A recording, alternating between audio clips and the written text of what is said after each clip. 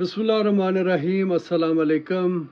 तमाम पाकिस्तानियों को वो दुनिया के ख़ा किसी भी कोने में हो, पाकिस्तान का 76वां यौम आज़ादी बहुत बहुत मुबारक हो।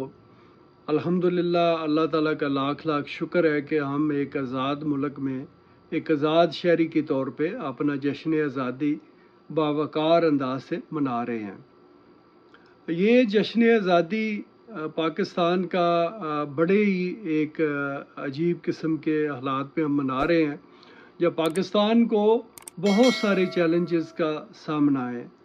पाकिस्तान को एक नाअहल हुक्मरान न्याजी, जिसको 2018 में मुसल्लत किया गया था, वो पाकिस्तान को माशी तौर पर ऐसी तबाही के दाने पे लेके जा चुका था जहाँ पे पाकिस्तान डिफ़ॉल्ट करने के बिल्कुल करीब पहुँच चुका था। अगर 2022 में अप्रैल में इस न्याजी को ना उतारा जाता तो शायद पाकिस्तान और कितने गंभीर मसाइल में जो है वो इस वक्त जो है वो घिर चुका होता। और ये इन मुश्किल हालात में पीडीएम ने ये फ़ैसला किया कि अगर हमने इसको 5 साल पूरे करने दिए गए तो फिर शायद पाकिस्तान को नाकाबिल तलाफ़ी नुकसान पहुंच चुका होता। और अगर ये पीडीएम ये सख्त फ़ैसला ना करता, इस न्याजी को ना हटाता, तो फिर शायद रिकवरी बड़ी मुश्किल हो जाती। तकरीबन पिछले 16 माह में पाकिस्तान ने बहुत सारे चैलेंजेस का सामना किया और पीडीएम की हुकूमत और शहबाज शरीफ साहब ने ऐसे वज़ीर आज़म बहुत अच्छा किरदार अदा किया। और उनकी जो टीम है, स्पेशली जो फाइनेंस मिनिस्टर हैं हमारे इसहाक डार साहब, उनकी भी अनथक मेहनतों की वजह से पाकिस्तान जो है इस माशी बुरान से बाहर आया।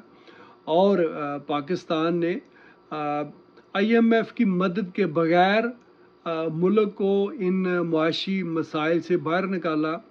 और तारीख़ में शायद हालिया जो 25-30 साल में पहली दफ़ा ऐसा हुआ है कि IMF के कर्ज़े के बगैर हमने अपना बजट बनाया। ऑल्दो के जब बजट पेश हो चुका था तो उसके बाद जो है वो IMF ने पाकिस्तान का पैकेज जो है वो मंजूर किया था। और उसकी वजह भी न्याजी साहब के वो एग्रीमेंट्स हैं जो अजीब किस्म के उनके साथ करके गए थे। IMF के पाकिस्तान का स्टेट बैंक की भी उनके हैंड ओवर न्याजी साहब करके चले गए थे। और फिर जब मुश्किल कड़ी शराइत पे जब न्याजी साहब ने IMF के साथ डील की तो फिर जाने से पहले उन एग्रीमेंट्स को वायलेट किया। जब आप किसी भी इंटरनेशनल अदारे से कुछ एग्रीमेंट करते हैं और उनको फिर तोड़ते हैं, उनकी वायलेशन करते हैं, तो फिर आपकी क्रेडिबिलिटी चैलेंज हो जाती है।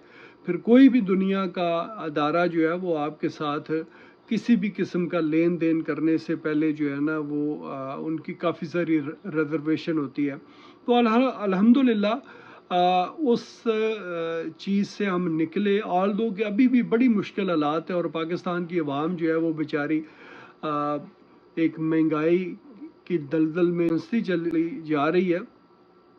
मुश्किल हालात हैं, इसमें कोई दो राय नहीं है, मगर ज़ाहिर है मुल्क को बचाने का शायद एक वाहिद तरीका था कि मुश्किल फ़ैसले किए जाएँ और मुल्क को इस दलदल से निकाला जाए, और जो निकल के आ गए हैं।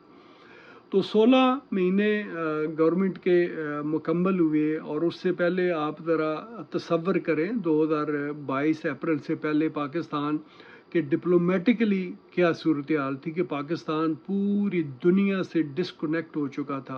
अमेरिका से, यूरोपियन कंट्री से, इवन चाइना को जो है वो हम नाराज़ कर बैठे थे क्योंकि उनका CPEC जो है वो 4 साल न्याजी साहब ने बंद किए रखा।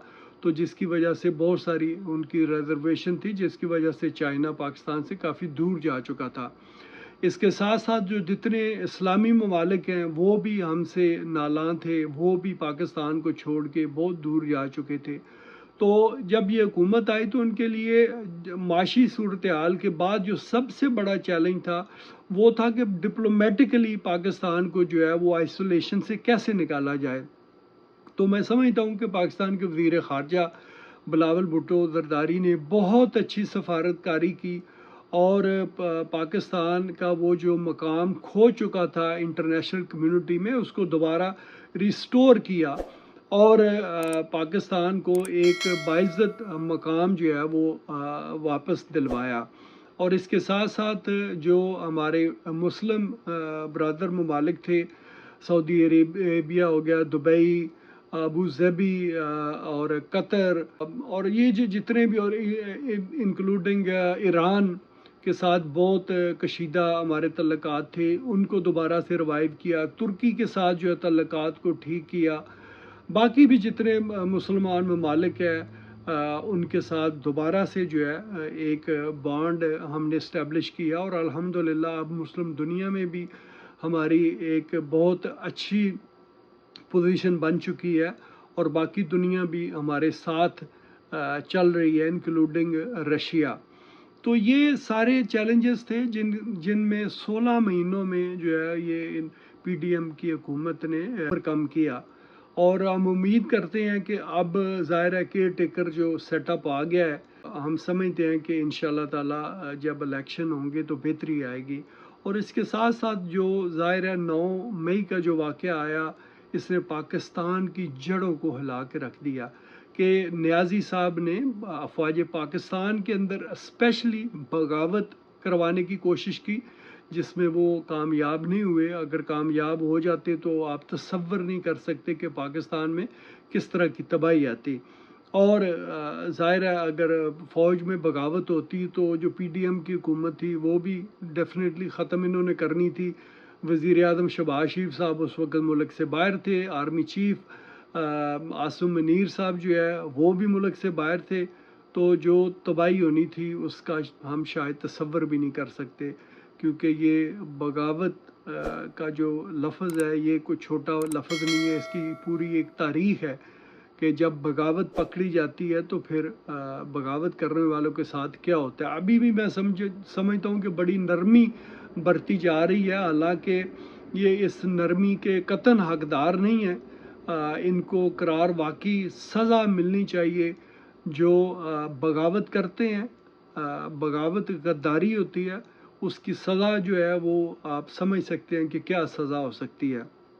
تو آنے والے دنوں میں ہوپ فلی، ظاہر ہے ابھی یہ 9 مئی کا جو کیس ہے وہ چل رہا ہے، اور 9 مئی جو ہے پاکستان کا 9/11 اس کو جو ہے وہ سمجھا جاتا ہے کہ بلکہ 9/11 سے بھی اوپر کی یہ بات تھی کہ جب افواج پاکستان پہ جو ہے وہ ڈائریکٹ حملے کیے گئے. تو جو بھی اس میں شامل ہیں جی ملزمان، انکلوڈنگ نیازی صاحب، سب کو قرار واقعی سزا انشاءاللہ تعالی ضرور ملے گی. ایک اور اچھی جو بات ہوئی ان 16 مہینوں میں، وہ جو میں سمجھتا ہوں کہ پاکستان کا پچھلا جو حکمران تھا نیازی صاحب، ان کو تو چپیڑیں لگانی پڑیں، اور پھر جو ہے وہ انہوں نے وزیر اعظم ہاؤس خالی کیا. اور ماضی میں بھی جو ہے وہ جتنے وزرائے اعظم تھے، کسی کو بھی جو ہے نا وہ خوشی اس وزیر اعظم ہاؤس سے رخصتی نہیں ملی. مگر شہباز شریف صاحب وہ لکی وزیر اعظم ہے پاکستان کی 75 سالہ تاریخ میں، وہ پہلے وزیر اعظم ہیں کہ جن کی رخصتی پہ افواج پاکستان نے گارڈ آف آنر دیا. یہ ایک بہت بڑی خبر ہے اور یہ بہت پازیٹیو ڈیولپمنٹ ہے. آئی ہوپ کہ آنے والے سالوں میں یہ ورکنگ ریلیشن شپ جو ہے نا between establishment and the government اسی اچھے طریقے سے چلتی رہے، اور پاکستان جو ہے وہ آگے بڑھتا رہے.